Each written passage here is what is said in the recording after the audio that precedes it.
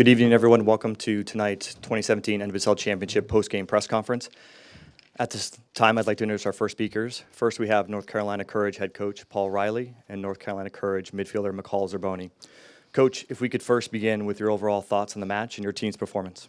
Yeah, I mean, obviously disappointed.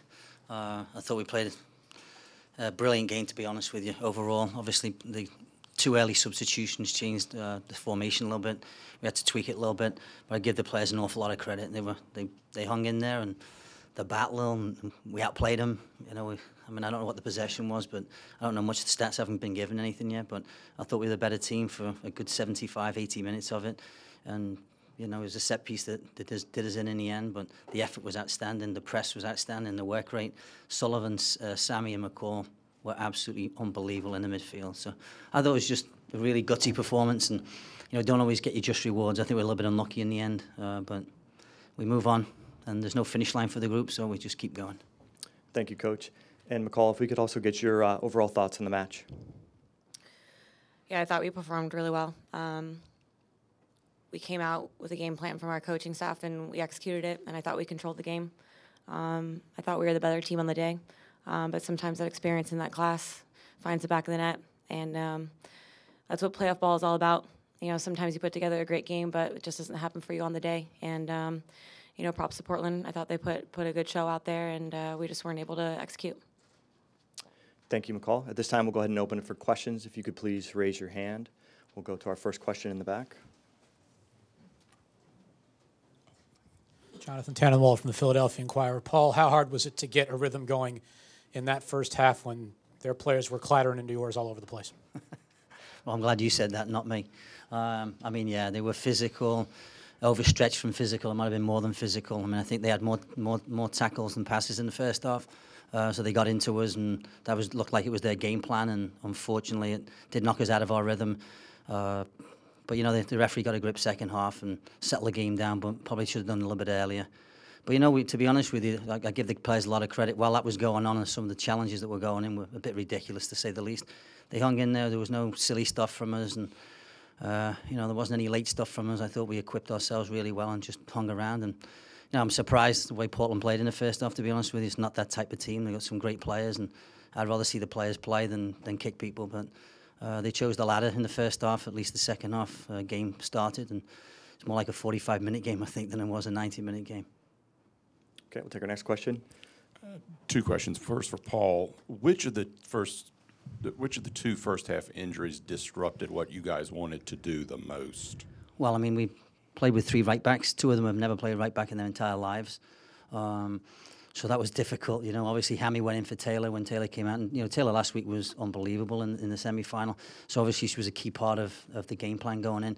To lose her, and then Hammy went in and did a really good job, you know. It was a poor tackle, I think, on Hammy. But she did well when she went in. And Mac Doniak, I looked at Mac, go play right back. And she goes, yeah, I'll be all right. And I said, and she's done well against Tobin. You know, plus the fact they're playing against Tobin Heath, too. It's not like someone else. They did a great job of keeping Tobin quiet. And to be honest with you, I thought the midfield kept them quiet. And, you know, the three right backs that we had did a pretty good job down that side. But obviously, you know, Mac Doniak's not going to get as high as Taylor's going to get. And obviously, defensively, you know, she has to take a second, sometimes a third look at what's going on. She's just not used to playing there. And it's funny, at the beginning of the season, you only have 20 players on the roster, you know, so there's two positions that you don't have cover, and, of course, one of them was right back. But, you know, I give him a lot of credit. I mean, to go and play right back when you've never played there in the final, Mac Doniak was just like, yeah, let me out in the field, and I give her a lot of credit. Hammy, too. You know, Hammy came over to the sideline. I said, you going to be okay there? She goes, yeah, don't worry about me. So hats off to him. Was that the question, by the way? I just remember. It was the answer, actually. All right, okay. And the follow-up for McCall, I'm not talking about the result, but do you think that the game would have unfolded the way it did if a yellow had been shown in the second minute? Yes. You know, the rules of the game are as such. You want the referee to get control of the game and hold on to the game. That's what they're there for. Otherwise, we'd take them out and just be balls to the wall. You know, I thought she did her job. I thought some things could have been changed and gotten control of the game earlier with maybe a couple cards shown, and I thought there was a couple tackles that maybe could have been a red card, honestly. It was clear what their game plan was. I thought we did a good job as a group to stay together and keep our heads clear about it and still execute our game plan. You know, I'm proud of our team and our club because we stay true to what we are. and how we play ball. We didn't come out and try to play a different game or do anything that's not our style to win. We did everything that we've been doing all year, and we were consistent with it. Obviously, they changed their game a little bit and had a plan to kind of throw us off ours. But, you know, I'm really proud of the performance tonight. Okay. Our next question.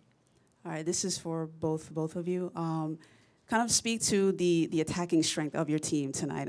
You know, you guys had 16 shots in comparison to their only 4. So just kind of speak to the strength of your offense. Thanks for the stats. I didn't know that, but I appreciate it. I think it was the same as last week. I think it was 16-4 last week in the semi-final. Yeah, and we obviously went to 3 up front second half just because of what we had available and what was on the field at the time.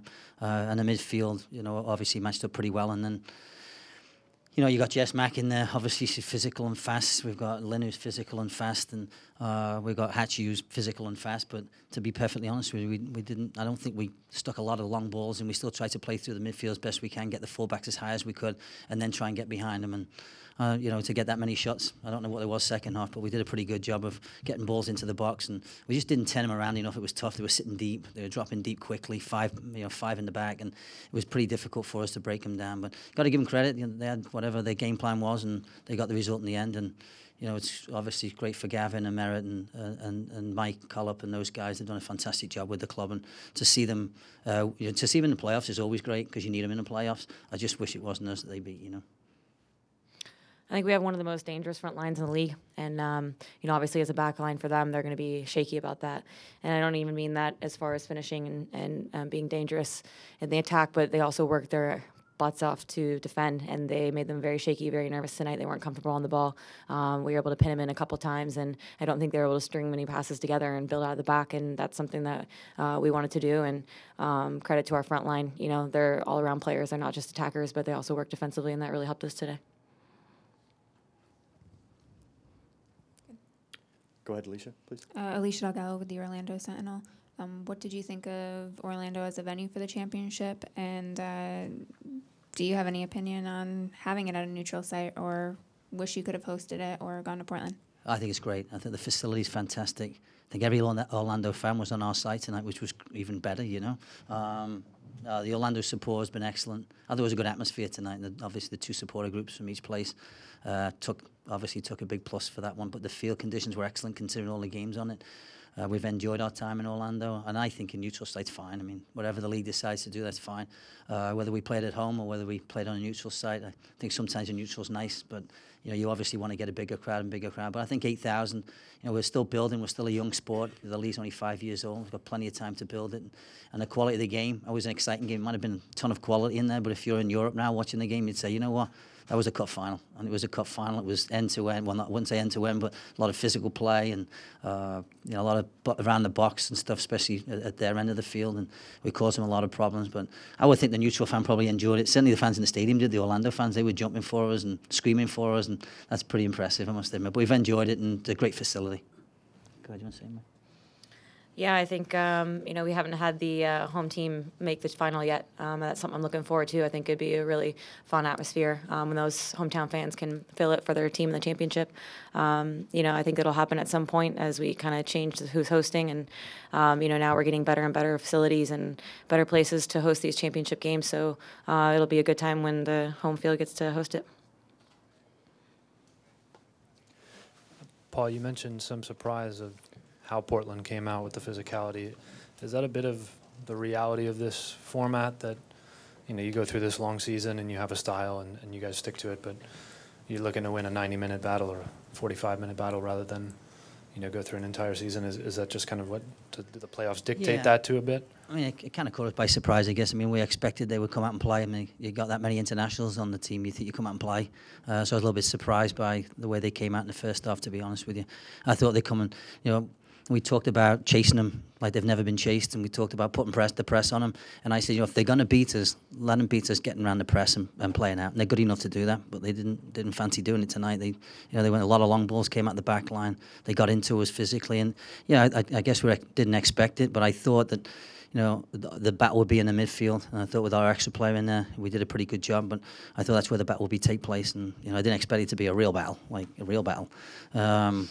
But Yeah, hats off. I mean, to be honest with you, they got the job done in the end. You know, they soaked up the pressure, and we didn't have a ton of clear-cut chances.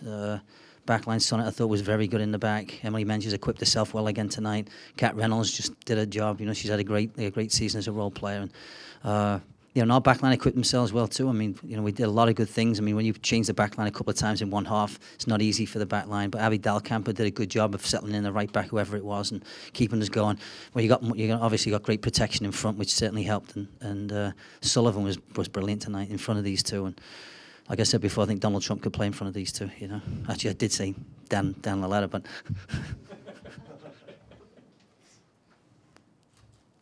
I forgot what the question was. Go ahead, Dan, please. Okay.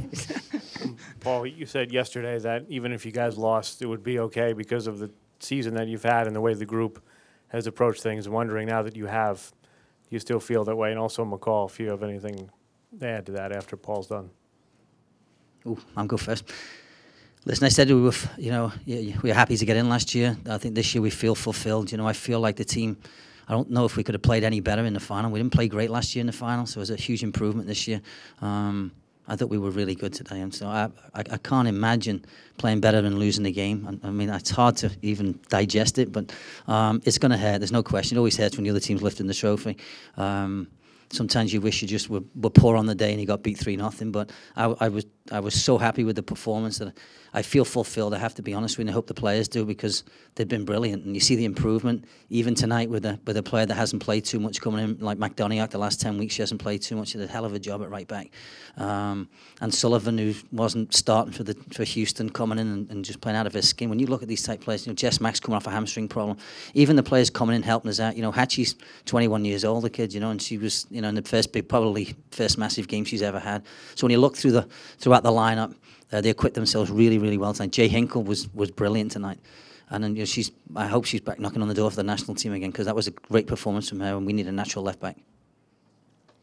Okay. Do we have any further questions? Oh, hold on a second. I'm sorry. Hold on. Apologies, McCall. Not getting the result, not getting the silverware, it's painful. It hurts deep in the gut, but we should hold our heads high. We have a lot to be proud of from this year, and that's just not from today. It's from every day. Every day the squad showed up and they gave their best, and we improved every week, every month. And they're a great group of people, and they're a great group of players, and everybody got better this year. And just because we didn't get it today, we still just improved as a squad, and we have a lot of memories from it. And it's only up from here. Everyone soaked up everything that they could this year, and that's just improving the football in our nation. It's improving our squad. It's improving our club. It's improving the quality. It's improving the entertainment today. And I'm happy that we can be that for women's football here in America, and put on a good show on a day like this. And we have a lot to be proud of, and it hurts, but there's always another shot. Okay. Next question in the center in the back. Hi, this is Simon Van Ness for Excel Sports. Paul, are you able to take the sort of mental step back at the moment from the disappointment and judge where this leaves the league in terms of the atmosphere of the game today in and around the stadium, and sort of judge where that leaves the league in its sort of growth? Yeah, I mean, there's obviously going to be improvements in the league. There's been a lot of improvements over the time. I would like to see a little bit longer season. I'd like to see a FA Cup type competition. I think that would be really good for us, and obviously, the venue is always going to be an issue for the final. And when the league made the decision to go to a certain venue, I think at that time it was a good decision. And maybe we've moved on from that. I don't know. The league will have to make that decision. But you can see MLS is helping with us too. I think you see the MLS teams, and obviously the supporters coming from those MLS teams, like in Orlando and Houston and Portland, are helping out. And similar to us, we've got a men's team as well, and obviously we want them in MLS soon too, and it would be great for the city too, and again another venue will be built, and another opportunity for the league to be able to play there. And as many people we can get interested. The league's chasing millennials now, chasing a little bit older people too. You don't see just kids in the stadiums, and I think that's a massive improvement from WPS in those days when it was just full of kids and nobody else. And food's better in these type of stadiums than it is in some other stadiums in the league. So, you know, you got good food and you got good drink, and people like me and you want to go out with our friends and watch games. And I think the quality of the league has got better. You know, you see, I think there's probably 10, 12 internationals on the field today, and I think it bodes well. Should be another international on the field, but yeah, I think the sport's going in the right direction. Still in the growing stage, and just got to keep plugging along. You know, you see the crowds in Europe compared to here. There's no comparison. And when you see the equality of the league, there's no comparison. And you know, we know, we'll vouch for this all year. When you're at Washington, you're at Boston, they're just as hard as playing at Portland. It's just as hard. They're good teams. They're well coached and well organized, and it's difficult. And everyone has internationals, and there's a lot of parity, and that will continue in this league. Great. At this time, I would like to thank Paul and McCall for joining us tonight. Thank you. Thanks, Thank you. guys.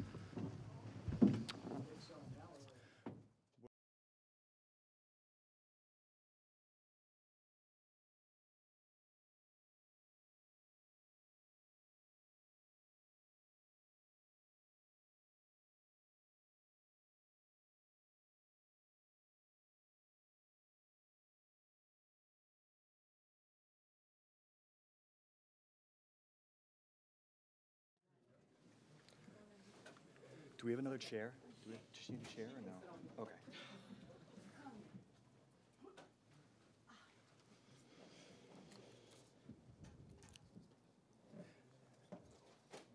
At this time, I'd like to introduce Portland Thorns FC head coach Mark Parsons and Portland Thorns FC midfielder Lindsay Horan. Coach, if we could first begin with your overall thoughts on the match and your team's performance. It was a battle out there, and a very tight game with not much rhythm until the last 20. Once we kind of sunk in a bit too much, it was a physical, intense battle. If we look at what we tried to achieve in the game on the defensive side of the ball, we ticked a lot of boxes. We knew it was going to be really hard to get into the game and get rhythm. Thought they did a great job in pressing us, pressing our back line and pressing the centre mids. And when the opportunities came, and there wasn't many of them, we put the ball in a couple of dangerous areas. And what Linz has done all year is continue to grow, and she's the best and biggest in the enormous games. And if you think back in the last 2 years, the semi-final last year, the person who grabbed that goal to make it 4-3 was Lindsay, and thankful that the ball dropped to her, and knew it was only going to end up in one play. So tight game, maybe the most beautiful, ugly game I've ever been a part of. And glad we won, and glad that's over. Thank you, Coach. And Lindsay, if we could also get your thoughts, overall thoughts on the match and your team's performance. Yeah, I agree completely with him. It was such a back and forth game, and more of a defensive game than anything. And it was a battle. It was brutal. And you know, we're a team that likes to play and get on the ball, and North Carolina didn't allow us to do that. So their game plan really worked out, and you know, we held in there, and our defense was incredible.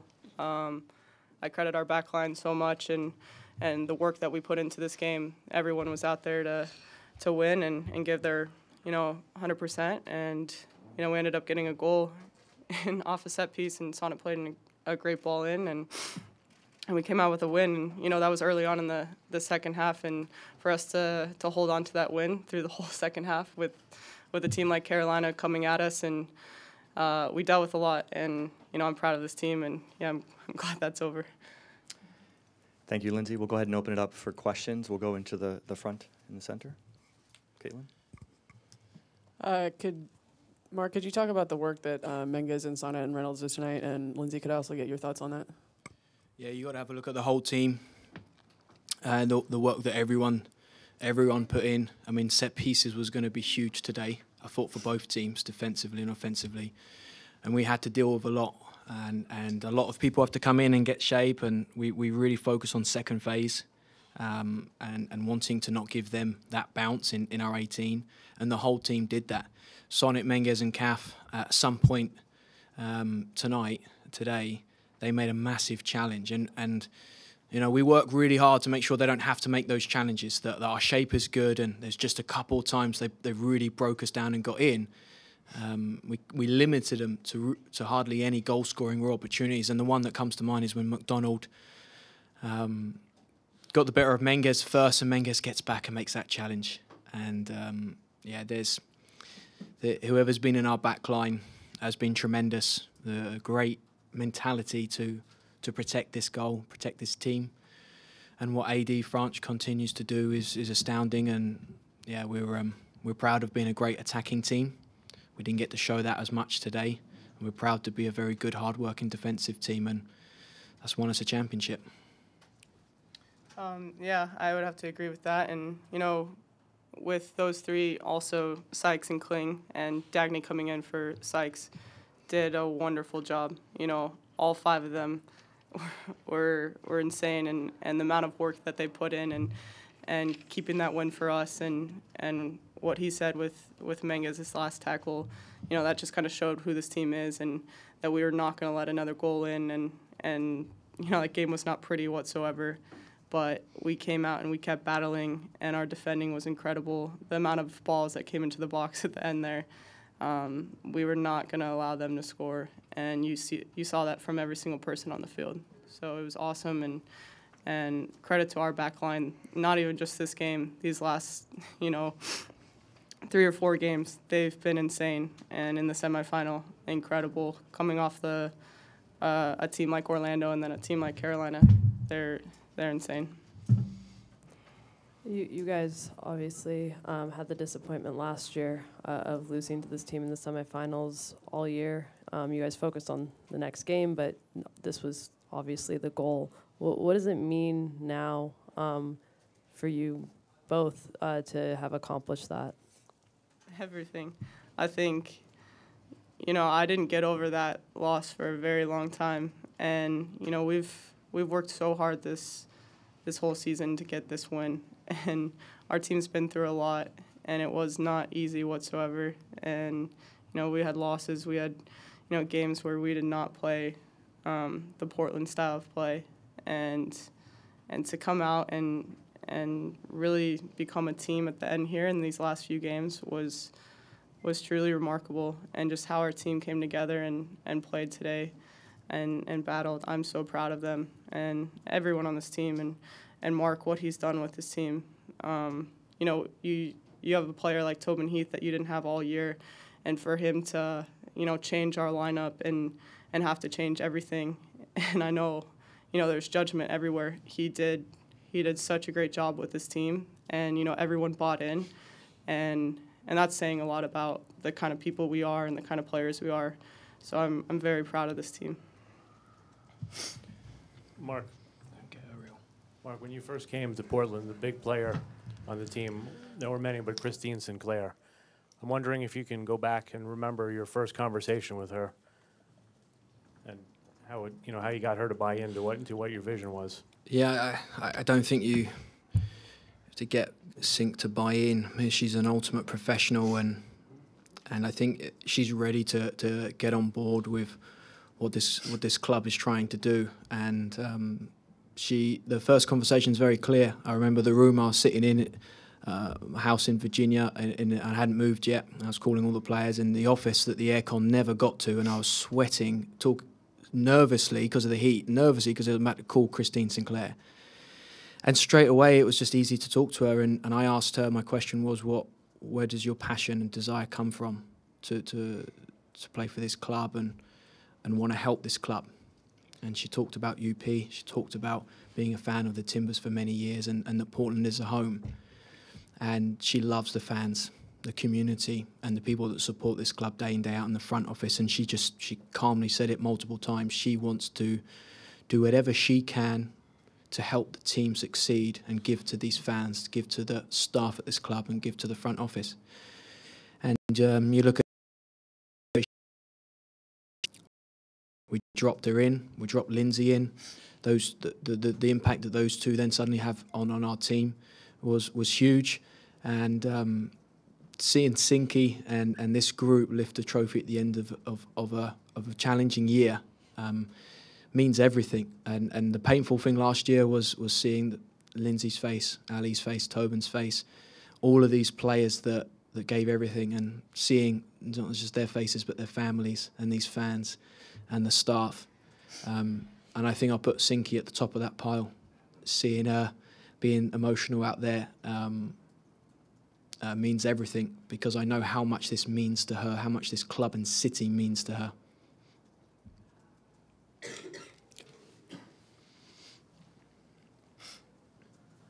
Mark, Nadia played a big final in the summer at the Euros. Amandine's played UEFA Women's Champions League finals. Can you talk about the influence that they had on the game today, and also during their time at the club, and also just a little bit on Dagny coming on in the second half and the role that she played in the win?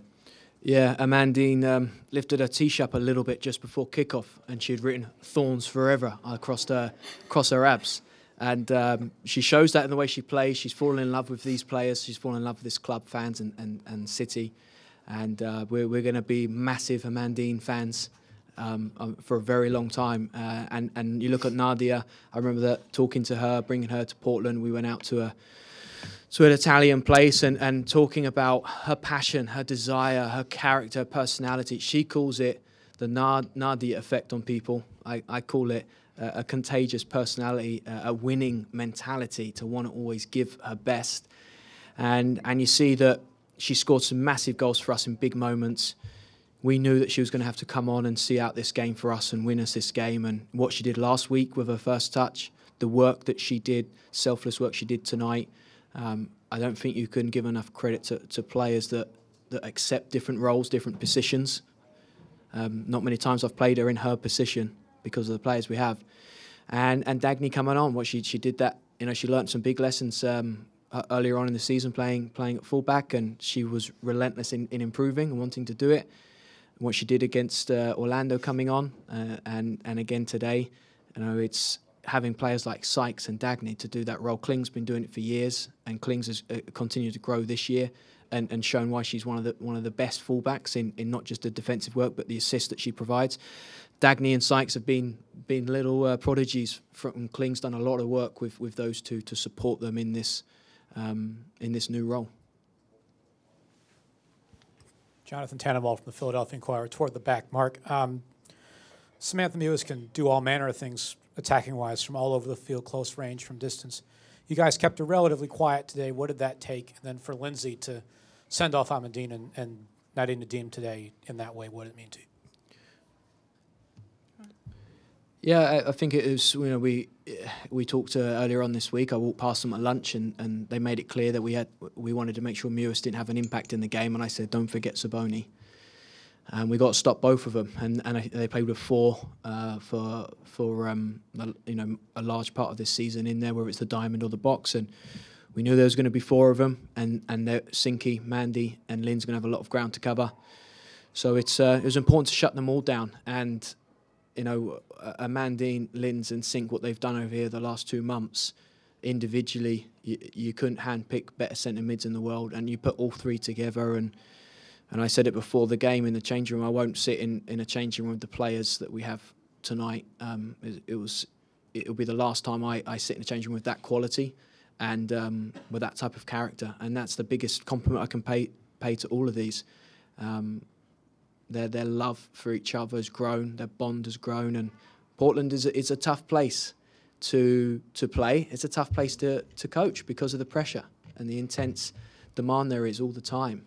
And it's tougher to get a close team, to really get a team to bond. And I think earlier on this season, the more the staff stepped away, the closer these guys got. And I'm proud of what they continue to build together. What I said to Linz at the whistle was the future she has in front of her is just huge. This is the start. There's no midfielder in this league that can do what she can do, and she's doing that at such a young age. And we've got to start working towards a couple more trophies next year at some point. Hopefully we can give her a day or two off and we load up and look at next year. Okay, go to the back for our next question. Victor Tan with New Day Review. For Coach, obviously just one shot in the first half. Not even on target, but what happened in the locker room, or what did you say, or what changes did you make to score early in the second half? And then for Lindsay, just can you walk us through that goal?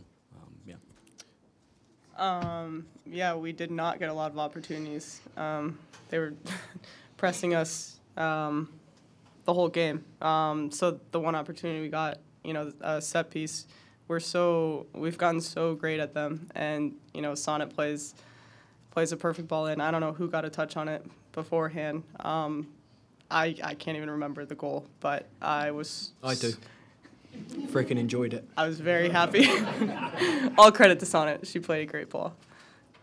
Yeah, in this league, it's the most competitive league in the world. You have to be able to do everything. You know what? It took us a couple of months to realise that. And we were very focused on our football and our style and how we play. And I think we had a wake-up call at Seattle at home at half-time. And the players came out and they fought, they pressed, they played. And the key for us to playing the football we want is to work hard. And they embraced that. And we really got going. In the playoffs here, last week was some of the very, very best goals I've seen in a semi-final. And it's the highest scoreline that's been in a semi-final, I believe. And it was a real offensive blast from these guys. And today we showed the other side of the game. We showed a resilience not to defend, not to give up space in areas that Carolina want. We limited them to areas that they build a lot of their goals from, and we made them go to new places. And in the end, there were some scary moments. A couple of the opportunities they got, these fantastic defenders that we didn't appreciate a couple of weeks ago got in the way and made sure that they weren't going to let that go in. So these players have done what it takes across the whole season. We're disappointed with being 2 points off the Shield. If we scored a goal here in Orlando last time, maybe that's the 3 points and the 2 points. We'll be disappointed we didn't do that. We'll enjoy this trophy, but we'll enjoy these two performances in a few weeks more than ever, from the offensive side last week, from the defensive side this week. We'll take our last question. Mark, Paul suggested he was a little bit surprised at the physicality, particularly in the first half. How much was that a directive to be physical with them as a fairly physical team, and how much did you specifically adjust to this being obviously a one-off? Yeah, I'm making comments off the live game. I thought Tobin received the two worst challenges in the game. The first one I think the first one, I believe, was in the first half, can't remember. It was horrific. It was always going to be a physical game. I mean, Carolina have built an identity around being physical and being fast and putting pressure on people. And we've done that from, that's what we were last year. It's something that we've continued to develop. You know what, if I could put anything on it, no, there hasn't been any directive. We didn't talk about it. We had to talk about it at the beginning of the year. We haven't talked about it all week. We haven't talked about it pre-game. We've held these players back from touching each other in training for 2 weeks. Building up to the semi, we got players, it was almost non-contact soccer, because it's worse than what we saw tonight. These players know one thing to do. Going into Chicago, regular season game, they're smashing, hitting each other, pressing, recovering in the Wednesday 11v11 as much than any other game. And we learned that we can't do that. We did it building up to Chicago. People were getting hit, getting knocks from honest, good, hard work. And then, if there's a reason we had an extra spice today, it's because they haven't felt contact for 2 weeks in training. And every time someone gets close, we're screaming, no contact and stay away. So maybe that boiled up. But I thought both teams were as good as each other and getting pressure and challenging for the ball. And I bet the stats will be absolutely lopsided on fouls, like they have been the last 6 weeks.